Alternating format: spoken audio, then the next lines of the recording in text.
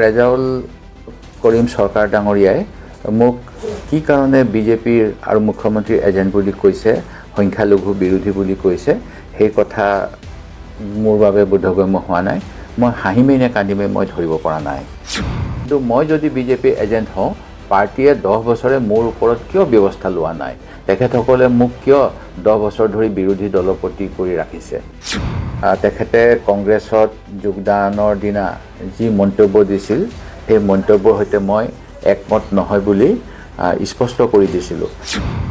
ধুবুৰীৰ ঐতিহ্য আছে, ধুবুৰী হৈ থাকিব লাগিব। শিৱসাগৰৰ ঐতিহ্য আছে, শিৱসাগৰ হৈ থাকিব লাগিব। মই আজি আপোনালোকক দুটামান কথা ক'ব বিচাৰিছোঁ। আমছুৰ সদ্য প্ৰাক্তন সভাপতি ৰেজাউল কৰিম চৰকাৰ ডাঙৰীয়াই যোৱাকালি মোক সমালোচনাৰে থকা সৰকা কৰিলে। তেখেতে কংগ্ৰেছত যোগদানৰ দিনা যি মন্তব্য দিছিল, সেই মন্তব্যৰ সৈতে মই একমত নহয় বুলি স্পষ্ট কৰি দিছিলোঁ। কাৰণ ধুবুৰীৰ ঐতিহ্য আছে, ধুবুৰী হৈ থাকিব লাগিব। শিৱসাগৰৰ ঐতিহ্য আছে, শিৱসাগৰ হৈ থাকিব লাগিব।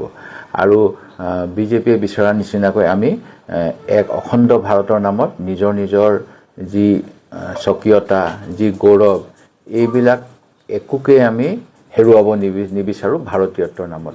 যেনেকৈ অসমীয়াত্ব আমি হেৰুৱাব নিবিচাৰোঁ ভাৰতত থাকিও। প্ৰথমে আমি অসমীয়া, তাৰপিছত ভাৰতীয়। আৰু আমাৰ অসমীয়াৰ সংজ্ঞা আমি আমাৰ যিসকল পূৰ্বপুৰুষে দি গৈছিল ভাষাৰ ভিত্তিত, সেই কথা এতিয়াও বিশ্বাস কৰোঁ, যদিও বিজেপিয়ে ধৰ্মৰ ভিত্তিত অসমীয়াৰ সংজ্ঞা দিব বিচাৰে। মই ৰেজাউল কৰিম চৰকাৰ ডাঙৰীয়াই মোক কি কাৰণে বিজেপিৰ আৰু মুখ্যমন্ত্ৰীৰ এজেণ্ট বুলি কৈছে, সংখ্যালঘু বিৰোধী বুলি কৈছে, সেই কথা মোৰ বাবে বোধগম্য হোৱা নাই। মই হাঁহিমেই নে কান্দিমেই মই ধৰিব পৰা নাই। নিশ্চয় অসমৰ ইতিহাস, ৰাজনীতিক, সামাজিকভাৱে যিসকলে নিজকে পৰিচিত কৰি ৰাখিব লাগে, তেখেতসকলে জানে। আৰু মোৰ প্ৰয়াত পিতৃ হিতেশ্বৰ শইকীয়া ডাঙৰীয়া সুদীৰ্ঘকাল ৰাজনীতিত জড়িত হৈ আছিল। অসম আন্দোলনৰ এটা সময়ত তেখেতে অসমৰ মুখ্যমন্ত্ৰীত্বৰ দায়িত্বটো আছিল। আৰু সেই সময়ত যি ধৰ্মীয় আৰু ভাষিক সংখ্যালঘুৰ ওপৰত অসম আন্দোলনৰ সময়ছোৱাত যেনেধৰণেৰে অত্যাচাৰ উৎপীড়ন হৈছিল, সেইখিনি সময়ত তেখেতে দৃঢ়তাৰে ভাষিক সংখ্যালঘু আৰু সকলো অসমীয়াৰ বাবে যে সুৰক্ষা দি ভাৰতীয়ত্বৰ পৰিচয় কোনেও যাতে হেৰুৱাব নালাগে, তাৰ বাবে যেনেদৰে কাম কৰিছিল, সেইখিনি কথা নিশ্চয় সকলোৱে জানে। আৰু এনে কৰাৰ বাবে আন্দোলনকাৰীসকলে সেই সময়ত মোৰ পিতৃক গণশত্ৰু বুলি কৈছিল, আমাক সামাজিকভাৱে বৰ্জন কৰিছিল। তাৰ পিছতো যদি মই সংখ্যালঘু প্ৰেমী নে বিৰোধী এই চাৰ্টিফিকেট ৰেজাউল কৰিম চৰকাৰৰ দৰে লোকৰ পৰা ল'ব লাগে, এই বিষয়ে মোৰ কোনো মন্তব্য দিব লগা নাই। মোক বিজেপিৰ এজেণ্ট বুলি কৈছে। মই যেতিয়া কৈছিলোঁ ৰেজাউলক বহুতেই বিজেপিৰ এজেণ্ট বা মুখ্যমন্ত্ৰীৰ এজেণ্ট বুলি ভাবে, মই এই কথাও কৈছিলোঁ যে মোকো বহুতেই ভাবে। কিন্তু মই যদি বিজেপিৰ এজেণ্ট হওঁ, পাৰ্টীয়ে 10 বছৰে মোৰ ওপৰত কিয় ব্যৱস্থা লোৱা নাই? তেখেতসকলে মোক কিয় 10 বছৰ ধৰি বিৰোধী দলপতি কৰি ৰাখিছে? তেখেতে কৈছে অকল পত্ৰ লিখোঁ। হয়, মই অসমৰ বিভিন্ন সমস্যা বিষয়ত পত্ৰ লিখোঁ। মই ৰাজনৈতিকভাৱে যিসকল শাসনত আছে, তেখেতসকলে যে সংবিধান উলংঘা কৰিছে, আমাৰ গণতন্ত্ৰ খৰ্ব কৰিছে, এই কথাবিলাক যাতে কোনেও পাহৰি নাযায়, ইতিহাসতো যাতে সেই কথা থাকি যায়, তাৰ বাবে মই পত্ৰযোগে তেওঁলোকক অৱগত কৰোঁ। অসমৰ সমস্যাৰাজি সম্পৰ্কত সংখ্যালঘুসকলৰ ওপৰত যেতিয়া বুলডজাৰ চলে, ধলপুৰৰ দৰে যেতিয়া ঘটনা হয়, সেইখিনি সময়ত মই অসমৰ হাইকোৰ্টৰ মুখ্য ন্যায়াধীশে নহয়, ৰাষ্ট্ৰীয় মানৱ অধিকাৰ আয়োগ বা উচ্চতম ন্যায়ালয়ৰ মুখ্য ন্যায়াধীশলৈ পত্ৰ লিখোঁ। আৰু মোৰ এনেকুৱা এখন পত্ৰৰ বাবে বিশ্বনাথ চাৰিআলিৰ এজন সংখ্যালঘু ব্যক্তিক যেতিয়া তেখেতৰ ধৰ্মীয় আচাৰৰ বিপৰীতে কিবা এটা ভক্ষণ কৰিবলৈ দিয়া হৈছিল, সেইখিনি সময়ত অসম চৰকাৰক ৰাষ্ট্ৰীয় মানৱ অধিকাৰ আয়োগে শাস্তি দিছিল আৰু সেই মানুহজনক ক্ষতিপূৰণ দিয়াৰ ব্যৱস্থাও কৰিছিল। ধলপুৰত যেতিয়া বিদেশী নামত ভাৰতীয় নাগৰিকৰ ওপৰত অত্যাচাৰ কৰি উচ্ছেদ কৰা হৈছিল, সেইখিনি সময়ত মই গুৱাহাটী উচ্চ ন্যায়ালয়ত ৰাজহুৱা স্বাৰ্থ জড়িত আবেদন দাখিল কৰিছিলোঁ। আৰু মোৰ আবেদনৰ বাবে অসম চৰকাৰ জবাবদিহি হৈছিল আৰু তেখেতসকলক কোৱা হৈছিল পুনৰ সংস্থাপন, তেওঁলোক যদি নাগৰিক হয়, তেওঁলোকৰ যদি অন্য জাগাত মাটি নাই, তেওঁলোকক অসম চৰকাৰে দিব লাগিব ভাৰতীয় আইন অনুসৰি।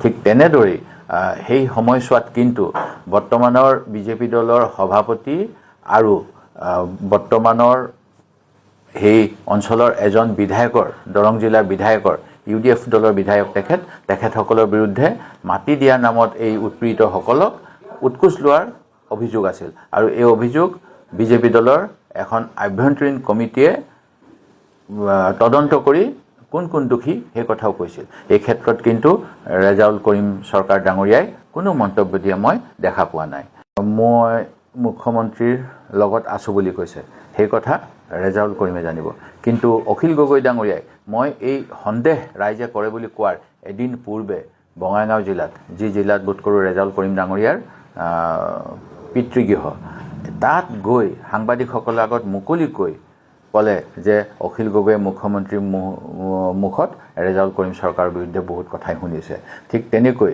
আমচুৰ এজন নেতাই গুৱাহাটীৰ শিল্পগ্ৰামত বিভিন্ন ধৰণৰ মন্তব্য আগবঢ়ালে সেইবিলাক কথা কিন্তু ৰেজাউল চৰকাৰ ডাঙৰীয়াই একোৱেই মন্তব্য দিয়া মই দেখা পোৱা নাই অখিল গগৈয়ে ক'লে একো নাই মই ক'লে বেয়া মই কংগ্ৰেছ দলৰ এজন একনিষ্ঠ সেৱক ধৰ্মনিৰপেক্ষতা আৰু গণতন্ত্ৰক বিশ্বাস কৰোঁ আৰু মই এজন স্বাভিমানী অসমীয়া আৰু আহোমৰ তেজ মোৰ গাত আছে মোক যি বুলিয়ে সমালোচনা কৰক মই শিৱসাগৰখনক ধুবুৰী বনাব নোৱাৰোঁ আৰু ধুবুৰীও মই শিৱসাগৰ বনাবলৈ প্ৰয়াস নকৰোঁ ই উচিত নহয় প্ৰতিটো এলেকাৰ প্ৰতিখন স্থানৰ নিজৰ স্বকীয়তা বজাই ৰখাটো মই বিচাৰোঁ আৰু মই এই বিষয়ত স্পষ্ট কৰি দিছোঁ যে সেই সন্দৰ্ভত নতুনকৈ কোনো কথা মই ক'ব নিবিচাৰোঁ মই 10 বছৰ ধৰি 10 বছৰ নহয় এতিয়া প্ৰায় 15 বছৰ ধৰি বিধায়ক হৈ আছোঁ গতিকে মই কিমান চৰকাৰী আঁচনি উদ্বোধন কৰিলোঁ কিমান মুখ্যমন্ত্ৰী সাহায্য পুঁজিৰ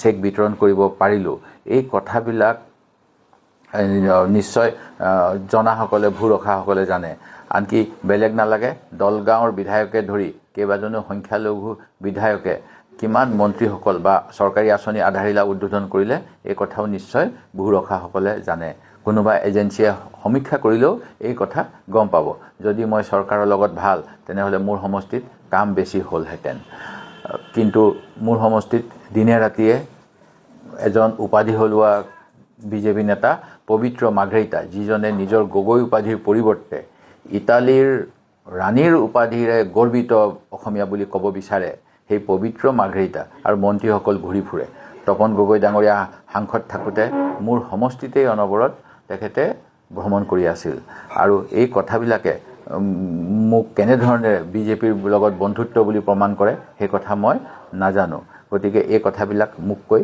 লাভ নাই মই ধৰ্মনিৰপেক্ষতাক বিশ্বাস কৰোঁ গণতন্ত্ৰক বিশ্বাস কৰোঁ ভোট কোনে মোক দিব নিদিব সেইটো বেলেগ কথা মই এজন গৰ্বিত ভাৰতীয় যিজনে সকলো জাতি জনগোষ্ঠীৰ কথা চিন্তা কৰোঁ আৰু সংবিধানৰ কথা মোৰ নেতা ৰাহুল গান্ধীয়ে যেনেধৰণে বিচাৰে সংবিধান বচাওক সংবিধান বচোৱা কামত মই সদায় ব্ৰতী হৈ থাকিম এই কথাখিনি আজি ফেচবুক যোগে আপোনালোকক জনালোঁ আশা কৰোঁ মোৰ সম্পৰ্কে যি অপপ্ৰচাৰ বিভিন্ন স্বাৰ্থত বিভিন্নজনে কৰি আছে তাৰ বিষয়ে মন্তব্য দিয়াৰ পূৰ্বে আপোনালোকে এই কথাখিনিও শুনিব পঢ়িব আৰু বুজিব ধন্যবাদ